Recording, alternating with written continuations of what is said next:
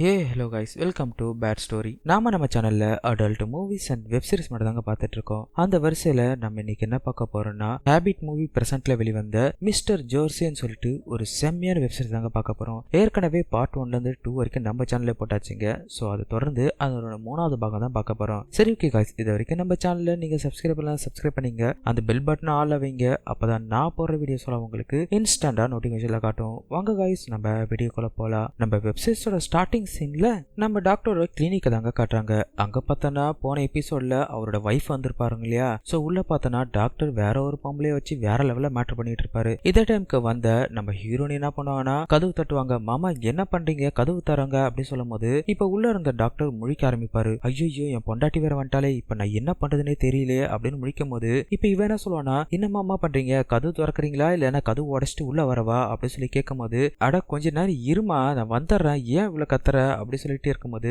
இப்ப அவ என்ன சொல்லணும்னா கொஞ்சம் சீக்கிரமா வாங்க அப்படின்னு சொல்றா. இப்ப இவர் என்ன பண்ணுவாருன்னா டப்பு டப்புன்னு ட்ரெஸ் எல்லாம் போட்டுட்டு அவரு கதவு திறந்துட்டு உள்ள இருந்து வெளியே வருவாருங்க. வந்தவர் என்ன சொல்லுவாருன்னா, ஏமா இப்படி கத்துற, நான் வரமாட்டேனா அப்படி சொல்லும் போது, நான் உங்கள்ட்ட கத்தி கத்தி என் தொண்டையே போயிடுச்சு, ஆமா உள்ள என்ன பண்ணிட்டு இருந்தீங்க இவ்வளவு நேரமா அப்படி சொல்லி கேட்கும் போது அதுக்கு அவர் என்ன சொல்லுவாருன்னா, நான் உள்ள படுத்து ரெஸ்ட் எடுத்துட்டு இருந்தேன், அதுக்குள்ள இப்படி கத்துற அப்படின்னு இவர் சொல்லும் போது அதுக்கு அவங்க என்ன கேட்பாங்கன்னா, நீங்க இப்படி உள்ள தூங்கிட்டு இருந்தீங்கன்னா வரவங்க போறவங்க டாக்டர் இல்லைன்னு சொல்லிட்டு அவங்க மட்டும் கிளம்பி போயிட்டாங்கன்னா நீங்க என்ன பண்ணுவீங்க அப்படின்னு இவ கேட்பாளா. அதுக்கு அவர் என்ன சொல்லாருன்னா, அரே இங்க இருக்கிறவங்களுக்கு எல்லாத்துக்கும் தெரியும் நான் உள்ளதான் இருப்பேன்னு, அதனால ஒரு பிரச்சனையும் இல்ல அப்படின்னு அவர் சொல்லும் போது அதுக்கு இவனை கேட்பானா, சரி இந்த டைம்ல படுத்து தூங்குனீங்கன்னா எப்படி நீங்க மருத்துவம் பார்ப்பீங்க அப்படின்னு இவ கேட்பாளா. அதுக்கு அவர் என்ன சொல்லாருன்னா, அது அப்படி இல்லம்மா, நான் யாரு, உடல் உறுப்புக்கு வைத்தியம் பார்க்குற டாக்டர், அதுவும் அந்தரங்க உடல் உறுப்புக்கு வைத்தியம் பார்க்குற டாக்டர். அப்படி இருக்கும் போது நான் இதெல்லாம் உள்ளதானே பண்ண முடியும், அதான் நான் கொஞ்சம் என் உடம்பு நல்லா பாத்துக்கிறதுக்காக கொஞ்ச நேரம் ரெஸ்ட் எடுத்தேன். நான் எந்த அளவுக்கு ரெஸ்ட் எடுக்கிறனோ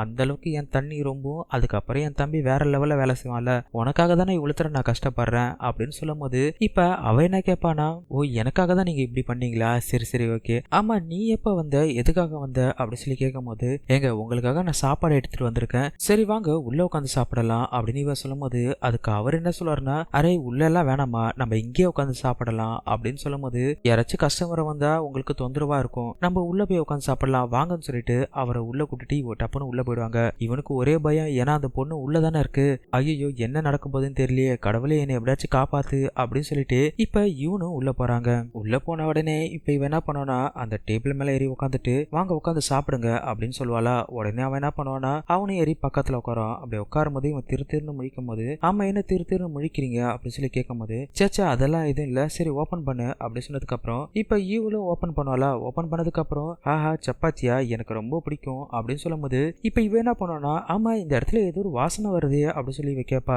அதுக்கு இவன் சொல்லுவானா, அதுவா கொஞ்ச நாள் ஹாஸ்பிட்டல் ஓபன் பண்ணாதான் இருந்தான் இல்லையா, அதனாலதான் எல்லாத்தையும் நான் கழுவி விட்டேன், கழுவி விட்டுட்டு கொஞ்சம் ரூம் ஸ்ப்ரே அடிச்சதால உனக்கு அந்த ஸ்மெல் தெரியுது அப்படின்னு இவன் சொல்லும் போது அதுக்கு அவன் மனைவி என்ன சொல்லுவானா, இல்ல இது அது கிடையாது, இந்த ஸ்மெல் எப்படி தெரியுமா இருக்கு, ஏதாச்சும் ஒரு பொண்ணுங்க மாதவிட ஆனதுக்கு அப்புறம் அவங்க உடம்புல இருந்து ஒரு மாதிரியான ஸ்மெல் வரும், அந்த ஸ்மெல் தான் வருது அப்படின்னு இவன் சொல்லும் போது அதுக்கு அவன் என்ன சொல்லுவானா, சேச்சா அப்படியெல்லாம் இல்லம்மா, இங்க அந்த மாதிரி ஸ்மெல் எல்லாம் எனக்கு தெரியலையே அப்படின்னு இவன் சொல்றா. இல்லங்க கன்ஃபார்மா தெரியுது அப்படி சொன்னதுக்கு அப்புறம் இப்ப இவன் என்ன சொல்லுவானா, ஆமா எனக்கு இப்பதான் வருது, ஆனா இந்த ஸ்மெல் வந்து வேற மாதிரி இருக்கு, ரொம்ப ஹாட்டாவும் சூடாவும் இருக்கு அப்படின்னு இவன் சொல்லும் போது அதுக்கு அவன் என்ன சொல்லுவானா, உண்மை சொல்லுங்க கொஞ்ச நேரத்துக்கு முன்னாடி இங்கதான் ஒரு பொண்ணு வந்திருக்கு, அந்த பொண்ணு உடம்புல இருந்தா அந்த ஸ்மெல் வந்திருக்கு அப்படின்னு இவன் சொல்லும் போது அதுக்கு இவன் என்ன சொல்லுவானா, ஆமா நீ சொல்றது கரெக்ட் தான், கொஞ்ச நேரத்துக்கு முன்னாடி தான் ஒரு பொண்ணு வந்தா, அவ உடம்புல தான் இந்த ஸ்மெல் வந்தது, அது மட்டும் தான் அவ ரொம்ப சூடாவும் செம ஹாட்டாவும் இருந்தா தெரியுமா அப்படின்னு சொல்லும் போது, என்ன நீங்க என்கிட்ட இதை சொல்றீங்க அப்படின்னு அவ கேட்பா. அந்த பொண்ணு வேற யாரும் இல்ல நீதான், உன்னுடைய உடம்பு இப்ப ரொம்ப சூடா இருக்கு இல்லையா, சோ உன் உடம்புல இருந்தா அந்த ஸ்மெல்லே வருது,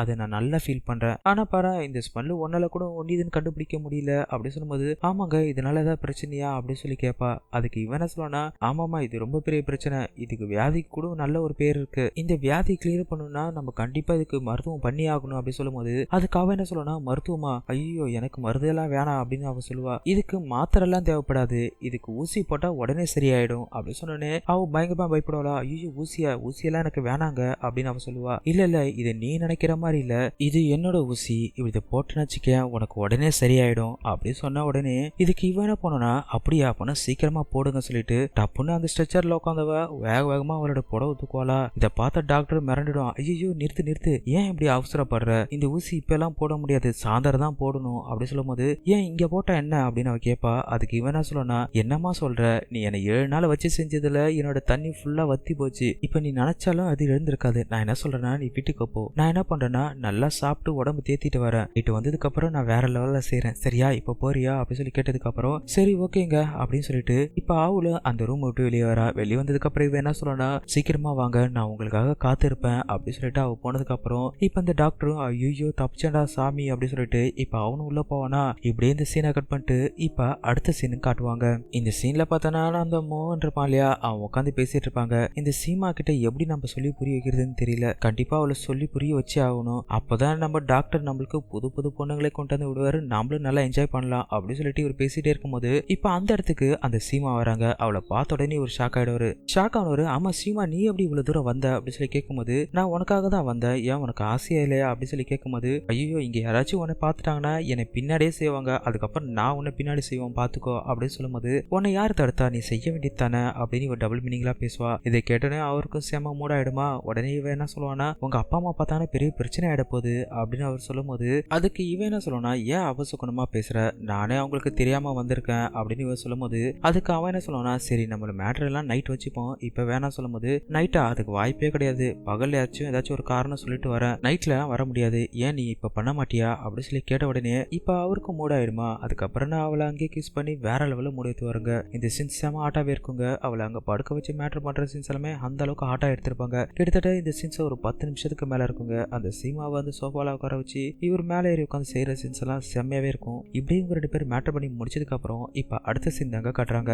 நம்ம டாக்டர் சைக்கிளை தள்ளிட்டு வரும்போது இப்ப அந்த இடத்துல ஒருத்தவன் கட்டில் போட்டு அடிச்சிட்டு இருப்பானா. அவனை பார்த்த உடனே இவர் என்ன சொல்றாருன்னா ஆஹா இன்னைக்கு நாம இவனை ஏமாத்தலாம் அப்படின்னு சொல்லிட்டு அடே ரமேஷ் அண்ணே எப்படி இருக்கீங்க அப்படின்னு சொல்லி கேட்கும் போது இப்ப அவன் என்ன கேட்பானா அரே டாக்டர் சார் நீங்களா எங்க போனீங்க இவ்வளவு நாளா, 4 நாளா உங்க கிளினிக் வந்த மூடியே இருந்தது அப்படின்னு சொல்லும் போது டாக்டர் என்ன கேட்பாருன்னா ஓ அப்படியா என்ன உங்க டவருக்கு சிக்னல் சரியா கிடைக்கலையா அப்படின்னு சொல்லி கேட்ட உடனே இப்ப அவன் என்ன சொல்லனா எப்படி டாக்டர் உங்களுக்கு தெரிஞ்சது அப்படின்னு சொல்லி இவன் கேட்பா. நான் டாக்டர் யார் எப்படின்னு எனக்கு தெரியாதா அப்படின்னு அவன் சொல்லுவான். நீங்க சொன்னது கரெக்ட் தான் டாக்டர், உண்மையுமே என்னுடைய டவர் ஒழுங்கா சிக்னல் கிடைக்க மாட்டேங்குது அப்படின்னு அவர் சொல்லும் போது அதுக்கு டாக்டர் என்ன சொல்றனா ஒரு முறை உனக்கு ஒரு மூலிகை கொடுத்தனே அது வேலை செஞ்சுதா அப்படின்னு சொல்லி கேட்கும்போது ஐயோ அது என்ன மாதிரி மருந்து தெரியுமா, சும்மா சாப்பிட்டதுல இருந்து அப்படியே சும்மா நாகப்பூச்சி மாதிரி நின்றுட்டே இருந்தது, சும்மா பின்னாடி விட்டு வேற லெவல்ல பண்ணிட்டு இருந்தது தெரியுமா அப்படின்னு இவன் சொல்லும் போது டப்புன்னு அவன் அன்னைக்கு செஞ்ச ட்ரீமுக்குள்ள போயிடுவாங்க. இப்ப ட்ரீம்ல பார்த்தனா நம்ம டாக்டர் ஒரு திருட்டுத்தனமா ஒரு பொண்ணை மேட்டர் பண்ணுவார் இல்லையா ஹாஸ்பிட்டல்ல, அந்த பொண்ணு தாங்க இவரோட ஹஸ்பண்ட். இப்ப அங்க பார்த்தனா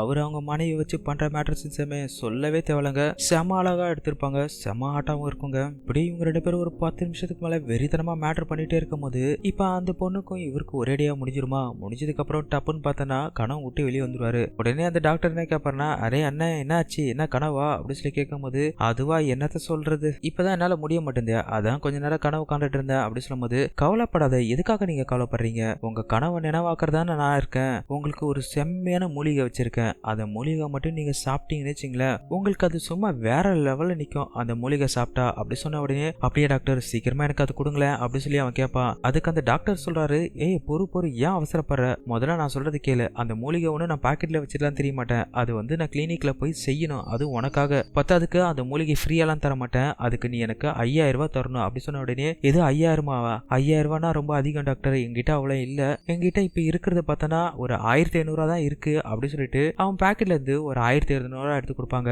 உடனே அந்த காசை பார்த்த டாக்டர் என்ன சொன்னாரு 1500 இது சத்தியமா வேலைக்கு ஆகாது வேணாம் அப்படி சொன்னதுக்கு அப்புறம் இல்ல டாக்டர் கொஞ்சம் நில்லுங்க அப்படி சொல்லிட்டு இப்ப மறுபடியும் என்ன பண்ணோம்னா பாக்கெட்ல கை ஊட்டி எடுப்பாங்க. இன்னும் ஒரு 600 ரூபா இருக்கு அப்படி சொல்லும் போது இப்ப அந்த காசும் வாங்கிடுவாரா, மொத்தமா ஒரு 2100 ரூபா தான் இருக்குது அப்படி சொல்லும் போது இப்ப அவன் என்ன சொன்னானா ஐயோ டாக்டர் எனக்கு அந்த 100 ரூபா திரும்ப கொடுங்க, எனக்கு நான் காய்கறி வாங்கணும், காய்கறி மட்டும் நான் வாங்கிட்டு வீட்டுக்கு போலனா கண்டிப்பா அவ என்னை வீட்டுக்குள்ளே விட மாட்டா, அதுக்கப்புறம் உங்கள்ட்ட அந்த மூலிகை வாங்கி போட்டு எனக்கு ஒரு புண்ணியம் கிடையாது, அவ என்னை செய்யவும் விட மாட்டா அப்படி சொல்லும் போது இப்ப டாக்டர் யோசிப்பாரா சரி இந்த 100 ரூபா தந்துறேன், ஆனா நீ எனக்கு இன்னும் 3000 ரூபா தர வேண்டியது இருக்கு, மறக்காம அந்த காசு கொடுத்துருவ இல்லையா அப்படி சொல்லி கேட்கும் போது அதுக்கு இவனா சொல்லனா டாக்டர் சத்தியமா சொல்றேன் உங்களுக்கு அந்த 3000 ரூபாய் நான் கண்டிப்பா தருவேன் அப்படி சொன்னதுக்கு அப்புறம் சரி நான் போயிட்டு உனக்காக அந்த மூலிகை ரெடி பண்றேன் வந்து கிளினிக்ல வந்து வாங்கிக்கோ அப்படி சொல்லிட்டு இப்ப டாக்டர் என்ன பண்ணுவார்னா அவங்க கிட்ட அந்த காசை வாங்கிட்டு அவர் அங்கிருந்து கிளம்பி விடுறாங்க. அவர் போனதுக்கு அப்புறம் இதனுடைய 3வது பாட்டு முடிச்சிருப்பாங்க. கூடிய சீக்கிரத்துல இதனுடைய அடுத்தடுத்த பாட்டை நம்ம சேனலே பாத்துறாங்க. இத்துடன் விருது நான் உங்கள் மிஸ்டர் பிஜே. Thank you guys.